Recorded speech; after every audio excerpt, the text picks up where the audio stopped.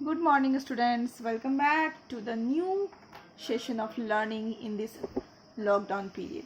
This is your accounts class of class 11 and we are doing journal, that is chapter number 8.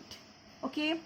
So, in the last video we are going through the special transactions. हम लोग special transactions देख रहे थे जिसमें हमने बहुत सारे transactions देखे. That is journal 5. Okay. Journal entry का आज हम लोग 5th हिस्सा देखने वाले हैं. ओके तो आज इसमें हम लोग देखेंगे ड्राइंग से रिलेटेड एंट्री क्या होती हैं. तो हम लोग एक्चुअली देख रहे हैं स्पेशल एंट्रीज क्या होती हैं, स्पेशल ट्रांजैक्शंस को हम लोग कैसे उसकी जर्नल एंट्री पास करते हैं, उसको किस तरह से ट्रीट करते हैं. ठीक है, तो पहला है अभी आज के वीडियो का पहला है ड्राइंग्स. ओके, ड्राइंग्स मतलब होता है कि जैसे फॉर एग्जांपल कोई भी शॉपकीपर या फिर कोई भी बिजनेसमैन अपने पर्सनल यूज के लिए, ठीक है, क्या करा, बिजनेस से कुछ गुड्स निकाल लिया या फिर कुछ पैसे निकाल लिए.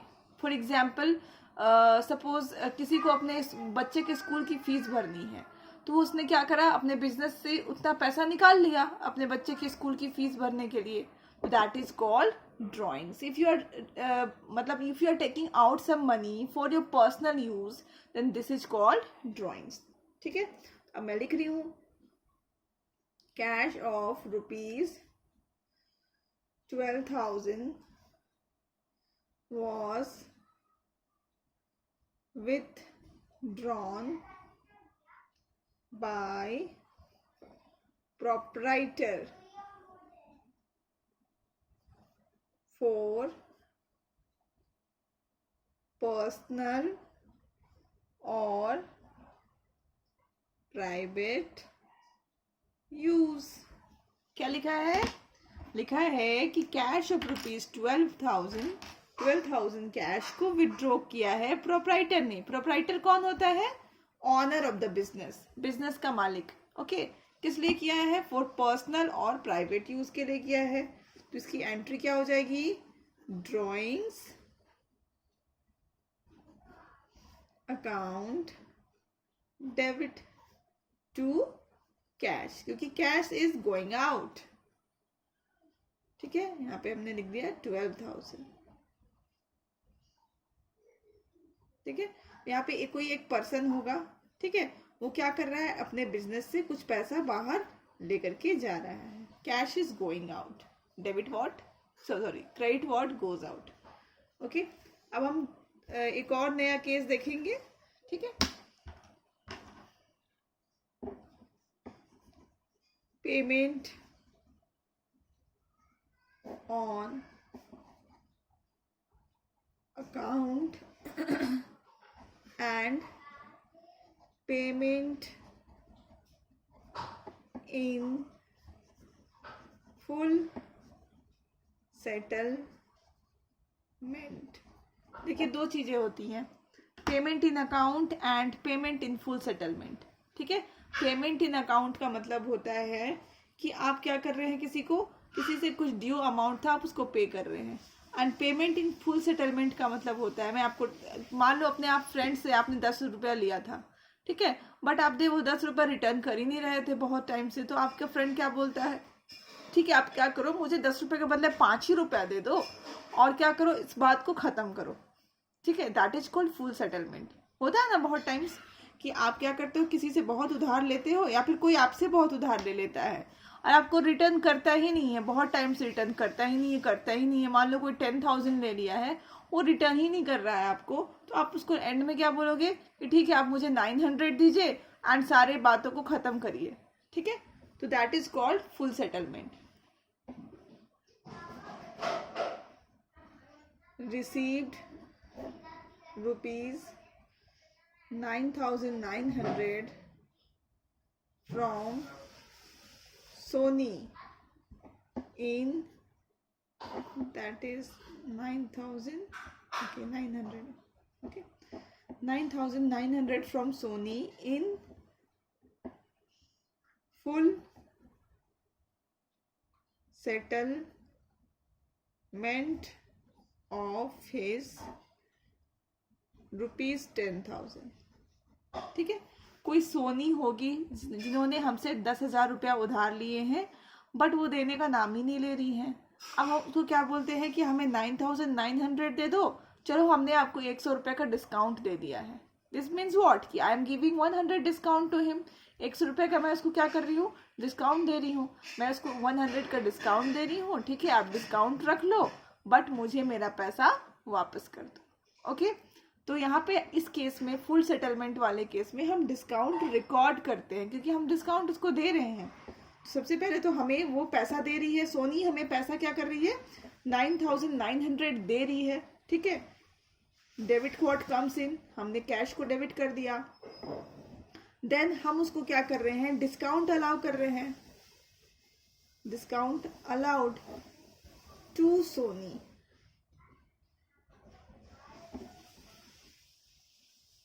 ठीक है, हम क्या क्या किए देखो, सबसे पहले तो हमको सोनी ने 9,900 का कैश दिया, ठीक, और उसको देना कितना था, 10,000 देना था, ठीक है। हमने क्या किया, 100 का उसको डिस्काउंट दे दिया। ओके, तो in this way it goes, you know. And फिर हम नेक्स्ट करेंगे इसी का दूसरा case, received ₹9,900 from Rama on his account for ₹10,000। ठीक है, कोई रमा भी होंगी, ठीक है, कोई रमा भी होंगी और हमने क्या करा, रमा को 10,000 रुपया दिया था बट उन्होंने अभी हमें कितना वापस किया, 9,900। लेकिन यहाँ पे कहीं भी फुल सेटलमेंट वर्ड नहीं दिखाई दे रहा है। देखो पहले वाले केस में फुल सेटलमेंट वर्ड दिखाई दे रहा था, तो ऐसे केस में आपको डिस्काउंट अलाउ, आपने उसको 100 रुपये का जो डिस्काउंट अलाउ किया उसको रिकॉर्ड करना होता है। बट ऐसे केसेस भी होते हैं जहाँ पे आप डिस्काउंट दे रहे हैं बट आप यहाँ पे कहीं भी फुल सेटलमेंट का वर्ड जो है नहीं आता है, तो ऐसे केसेस में आपको डिस्काउंट रिकॉर्ड नहीं करने होते हैं।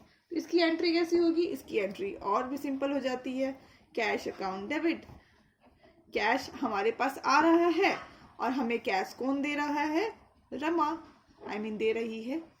Okay, that's all. फिर आपको दिए रहेंगे, मान लो goods distributed, sorry taken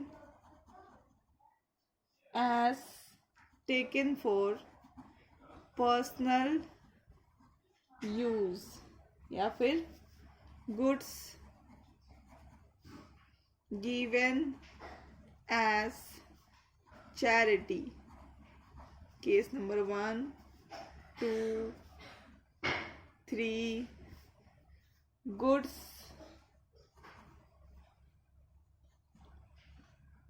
given as free sample, ठीक है। 4, goods used to create assets, ठीक है। आपके सामने मैंने 4 केसेस लिखा है। देखो पहले वाले में मैंने ड्राइंग्स में क्या बताया था, वो पैसा लेकर के जा रहे थे। ओके, यहाँ पे क्या लिखा है, goods taken for personal use, मतलब गुड्स मतलब सामान पर्सनल यूज के लिए निकाल दिया गया है। ओके, ठीक है, यहाँ पे क्या है, सामान पर्सनल, मान लो आपकी जूते की दुकान है तो आपने एक जूता निकाल लिया और मतलब अपने फैमिली के लिए, ठीक है, तो उसमें आपने क्या किया, गुड्स पर्सनल यूज के लिए निकाल लिया। नेक्स्ट केस में क्या है, गुड्स आपने चैरिटी कर दिया, मतलब अपने दान कर दिया किसी को। देन केस क्या है, goods given as free sample. आप देखते हो ना कहीं कहीं पे जैसे हमारे टाइम पे क्या हुआ था ना कि हमारे स्कूल में कोई आया था, एक वैन आया हुआ था, वो मैगी बना करके सबको डिस्ट्रीब्यूट करके टेस्ट करा रहे थे। उसमें मैगी बहुत ही ज़्यादा पॉपुलर नहीं था, ठीक है। एंड एक बार ऐसा भी हुआ था कि I had gone to Bangalore and वहाँ पे एक बिस्किट्स थी, आई डोंट नो कौन सी ब्रांड की थी, ठीक है, आई थिंक पार्ले जी या कोई बिस्किट थी, वो सबको फ्री में बांटे जा रहे थे, ठीक है। तो that is good, goods given as free samples. बहुत सारे टाइम्स होते हैं ना कि नया नया जो गुड्स लॉन्च होता है मार्केट में उसको फ्री डिस्ट्रीब्यूट किया जाता है ताकि लोग उसको टेस्ट करके देखें, ठीक है, और उसको फिर दोबारा से खरीदे, ठीक है। देन नेक्स्ट है goods use to create assets. कुछ कुछ गुड्स को यूज करके हम नया असेट्स बना सकते हैं। ओके, लाइक जैसे टायर खरीदे और उसको हम फिक्स कर दिए गाड़ी पे और वो नया असेट्स बन गया, एक पूरा फुल फ्लेज्ड गाड़ी बन गया, मतलब व्हीकल बन गया। Okay, that is called goods use to create assets. तो ये सारे केसेस हैं। तो इसमें क्या करना है, सारे केसेस में आपको एक चीज करना है, सारे केसेस में आपको एक साथ बताती हूँ, सारे केसेस में एक साथ करना है। आपको लिख देना है क्रेडिट में टू परचेजेस, यहाँ पे भी लिख देना है। हर एक चारों केसेस जो आपको दिए गए हैं, क्योंकि इसमें सारे में देखो गुड्स दिया जा रहा है। चैरिटी भी वो लोग पैसा भी दे सकते हैं, बट यहाँ पे गुड्स दिया जा रहा है। यहाँ फ्री सैंपल में भी गुड्स मांगा दिया जा रहा है, यहाँ पे भी गुड्स यूज हो रहा है। ओके, तो सब में हम परचेजेस लिखेंगे। परचेजेस है, गुड्स है, इसीलिए परचेजेस लिख रहे हैं, वरना नहीं लिखे होते।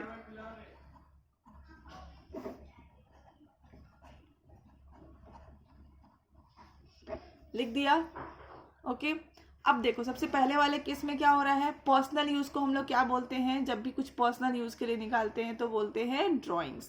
तो यहाँ पे हम लिख देंगे ड्राइंग्स अकाउंट डेबिट। यहाँ पे जो भी अमाउंट है, यहाँ पे मैंने अमाउंट नहीं लिया है, आप अगर ले लो यहाँ पे 1000 अमाउंट, तो यहाँ पे 1000 डाल सकते हो। ठीक है, एंड नरेशंस तो होगा ही होगा, हर एक नरेशंस बीइंग से शुरू होगा, एंड जो भी जैसे like being goods taken for personal use. ठीक है, तो वो मैं आपको नहीं बता रही, बस अभी मैं समझा रही हूँ कि कैसे आप एंट्री पास करते हो, कैसे उसको समझते हो। गुड्स गिवन एज चैरिटी, तो हम यहाँ पे क्या लिख देंगे, चैरिटी अकाउंट डेबिट। फिर यहाँ पे है टू परचेजेस, यहाँ पे फ्री सैंपल। हम लोग फ्री सैंपल क्यों बांटते हैं बताओ आप, हम लोग फ्री सैंपल बांटते हैं एडवर्टाइज के लिए। ठीक है, एक्सक्यूज। तो यहाँ पे हम क्या लिखेंगे, advertisement expense account DR। Goods use to create assets, assets create करने के लिए है। तो यहाँ पे हम लिखेंगे असेट्स अकाउंट DR। ये देखिए। So that's all in today's video. Hope you liked the video, and I will come with next topic in next video. Thank you.